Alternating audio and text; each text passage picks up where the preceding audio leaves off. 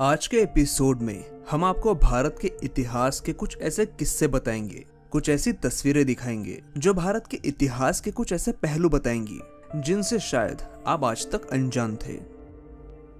1932 में JRD टाटा ने भारत की सबसे पहली विमान सेवा शुरू की थी, टाटा एयर सर्विसेज, जिसका नाम बाद में एयर इंडिया कर दिया गया। 15 अक्टूबर 1932 को इसी टाटा एयर सर्विस की सबसे पहली उड़ान भरी थी, लाहौर से मुंबई तक, जिसके पायलट थे खुद JRD टाटा। 29 जुलाई 1946 को टाटा एयरलाइन एक पब्लिक लिमिटेड कंपनी में तब्दील हुई, जिसके बाद इसका नाम एयर इंडिया कर दिया गया, जिसके बाद एयर इंडिया की रेगुलर कमर्शियल सर्विस शुरू हुई। ये तस्वीर एयर इंडिया की सबसे पहली कमर्शियल फ्लाइट की है। ताजमहल की ये तस्वीर है जब दूसरा विश्व युद्ध चल रहा था। तब अमेरिका और ब्रिटेन की तरफ से भारत को ये गुप्त सूचना मिली थी कि जर्मनी और जापान मिलकर ताजमहल गिराने की साजिश कर रहे हैं। तब भारत सरकार ने ताजमहल के ऊपर बांस का स्ट्रक्चर बनाकर उसे ढक दिया था, ताकि लड़ाकू विमान अगर ऊपर से बम गिराने की कोशिश करे तो उन्हें ताजमहल ना दिखाई दे। ये तस्वीर उस वक्त की है जब सुभाष चंद्र बोस को अंग्रेजों ने आखिरी बार पकड़ा था। आखिरी बार इसीलिए क्योंकि 18 अगस्त 1945 को वो हवाई जहाज से मंचूरिया जा रहे थे और इसी सफर के दौरान वो लापता हो गए। कहा जाता है कि उनका विमान दुर्घटनाग्रस्त हुआ था, लेकिन जापान सरकार ने पुष्टि की थी कि उस दिन वहां कोई भी विमान दुर्घटना नहीं हुई थी। यही उनकी आखिरी तस्वीर है जो उस हवाई यात्रा से पहले ली गई थी।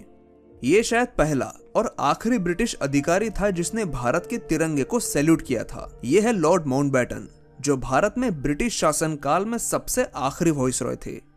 1914 में पहले विश्व युद्ध के दौरान अंग्रेजों ने भारतीय सैनिकों को युद्ध में भाग लेने के लिए दूसरे देशों में भेजना शुरू किया था। इस दौरान हमारे सैनिकों को अच्छे और बुरे दोनों हालातों का सामना करना पड़ा था। ये तस्वीर फ्रांस की है, जिसमें एक छोटा बच्चा हमारे सैनिकों के साथ कुछ अच्छे पल बिता रहा है, तो इस दूसरी तस्वीर में एक महिला हमारे सैनिकों के साथ कुछ गलत व्यवहार करती हुई दिख रही है।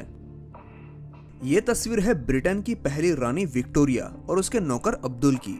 अब्दुल करीम 1887 में आगरा से इंग्लैंड गए थे और महारानी की सेवा में भर्ती हो गए। कहा जाता है कि ये दोनों एक दूसरे से प्यार किया करते थे। उन दिनों पूरे इंग्लैंड में सिर्फ इन दोनों की ही चर्चा थी। हॉलीवुड में इस प्रेम कहानी पर एक फिल्म भी बनी थी। ये तस्वीर है टंट्या भील की, जो रॉबिन हुड नाम से जाना जाता था क्योंकि उसने गरीबों पर जुल्म करने वाले अंग्रेजों के खिलाफ बगावत की थी। मध्य प्रदेश में जन्मे टंट्या भील ने अंग्रेजों में काफी दहशत पैदा कर दी थी। वो और उनकी टोली अंग्रेजों को लूटते और गरीबों में बांट देते। उनके इसी तेवर की वजह से अंग्रेजों में वो रॉबिन हुड नाम से मशहूर थे, लेकिन आज भारत में ही काफी कम लोगों को उनके बारे में पता है। ये उसी लड़ाई की सच्ची तस्वीरें हैं जिसे बैटल ऑफ सारागढ़ी कहा जाता है। 12 सितंबर 1897 का वो दिन था जब सिख रेजिमेंट के सिर्फ 21 बहादुर सिपाही 10,000 अफगानियों से भिड़ गए थे। इन सैनिकों को पीछे हटने के लिए कहा गया था क्योंकि सारागढ़ी पोस्ट आसपास के किलों को सिग्नल देने का काम किया करती थी, लेकिन वो बहादुर जवान पीछे नहीं हटे और मरते दम तक अफगानियों से लड़ते रहे। अभी आप जो तस्वीर देख रहे हैं वो है दिल्ली के लेडी हार्डिंग हॉस्पिटल की, और इस महिला मरीज के छाती पर जो मशीन लगा है उसे कहा जाता था आयरन लंग। इस मशीन का इस्तेमाल पोलियो के मरीज पर किया जाता था। पोलियो मरीज के फेफड़ों में लकवा मार जाता था, जिसकी वजह से उन्हें सांस लेने में तकलीफ होती थी। ऐसे हालात में इस आयरन लंग की मदद से मरीज को सांस दी जाती।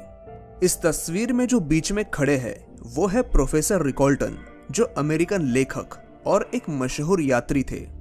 उनकी दोनों तरफ जो विशाल इंसान खड़े हैं वो थे कश्मीरी जायंट, जो उन दिनों अपनी कद काठी की वजह से पूरे भारत में काफी मशहूर थे।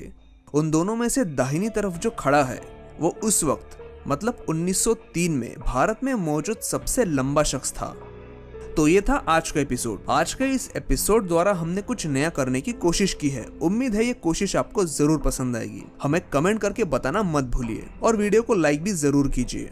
मिलते हैं अगले एपिसोड में।